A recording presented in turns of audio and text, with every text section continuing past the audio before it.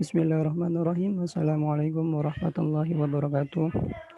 Baik, baiklah teman-teman, pada kesempatan kali ini kami dari kelompok 11 dalam mata kuliah studi fatwa ingin memaparkan makalah kami, PowerPoint dari makalah kami yang berjudul Penerapan Prinsip Syariah dalam Mekanisme Perdagangan Efek Bersifat Ekuitas di Pasar Reguler Bursa Efek.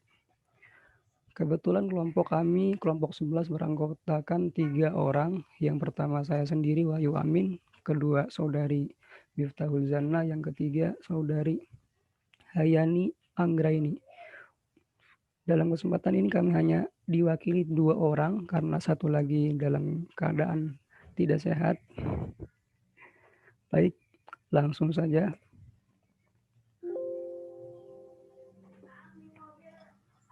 Yang pertama, pengertian dari pasar modal sendiri. Pasar modal sesuai dengan Undang-Undang Nomor 8 Tahun 95 tentang pasar modal atau disebut juga dengan UU PM ialah kegiatan yang bersangkutan dengan penawaran umum dan perdagangan efek. Kemudian dalam perkembangannya, pasar modal dikenal dengan nama bursa efek.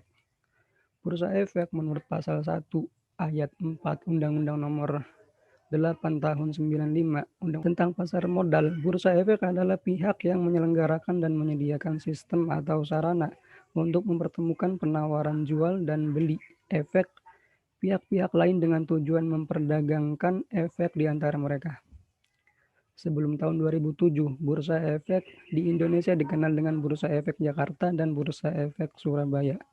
Kemudian pada tanggal 30 Oktober 2007, Bursa Efek Jakarta dan Bursa Efek Surabaya sudah di-merger dengan satu nama yaitu Bursa Efek Indonesia. Dan yang kedua, pasar modal syariah. Pasar modal syariah secara sederhana dapat diartikan sebagai pasar modal yang menerapkan prinsip-prinsip syariah dalam kegiatan transaksi ekonomi dan terlepas dari hal-hal yang dilarang seperti riba, perjudian, spekulasi, dan lain-lain. Pasar modal syariah secara prinsip berbeda dengan pasar modal konvensional.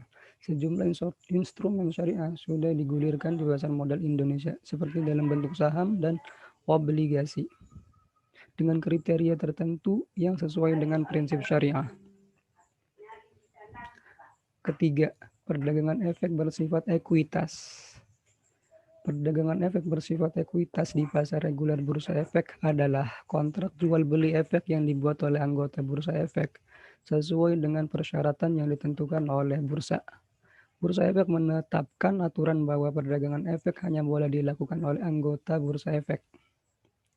Kemudian anggota bursa efek adalah perusahaan efek yang telah memperoleh izin usaha dari Badan Pengawas Pasar Modal dan Lembaga Keuangan atau Bapepam LK sebagai perantara pedagang efek dan telah memperoleh persetujuan keanggotaan bursa untuk mempergunakan sistem dan atau sarana bursa dalam rangka melakukan kegiatan perdagangan efek di bursa efek sesuai dengan peraturan bursa efek (KAP). Kemudian yang keempat, landasan hukum. Pertama, hukum syara.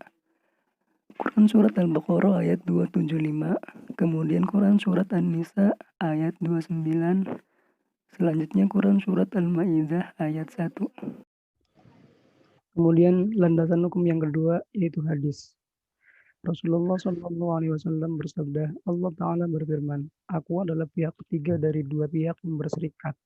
Selama salah satu pihak tidak mengkhianati yang lain, maka apabila salah satu pihak mengkhianati yang lain, aku pun meninggalkan keduanya. Hadis riwayat Abu Dawud, Ad-Daruqutni, Hakim, dan Baihaqi. Landasan hukum selanjutnya yaitu hukum positif. Berikut landasan hukumnya dari undang-undang dan juga POJK sendiri. Kemudian yang selanjutnya landasan hukum fatwa.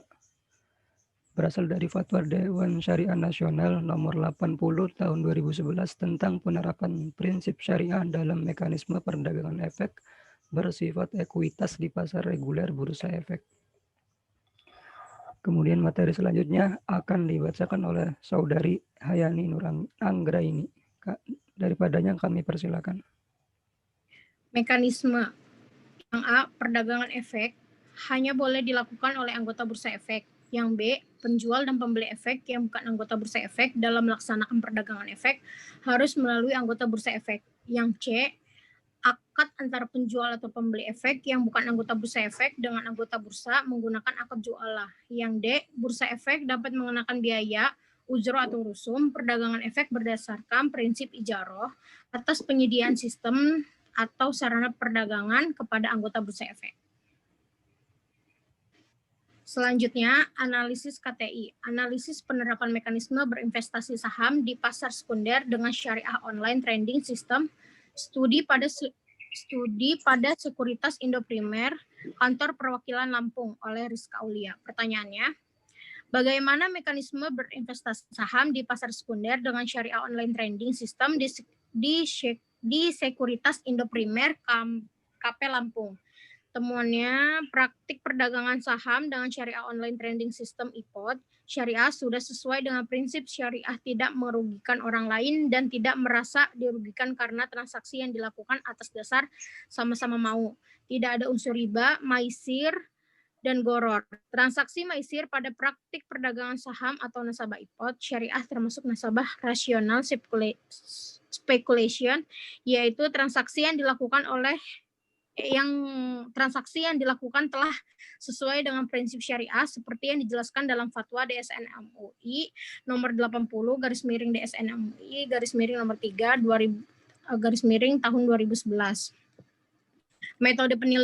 Metode penelitiannya, metode yang digunakan dalam penulisan skripsi ini adalah melalui pendekatan kualitatif yang bersifat deskriptif, yaitu penelitian yang bermaksud untuk menjelaskan secara sistematis, faktual, dan akurat mengenai fakta-fakta dan sifat-sifat daerah tertentu. Artinya, data yang dikumpulkan bukan berupa angka-angka, melainkan data tersebut berasal dari lapangan yang dikumpulkan menggunakan dokumen, naskah, wawancara, dan catatan hasil penelitian lapangan. Cukup sekian. Selanjutnya, saya kembalikan kepada moderator.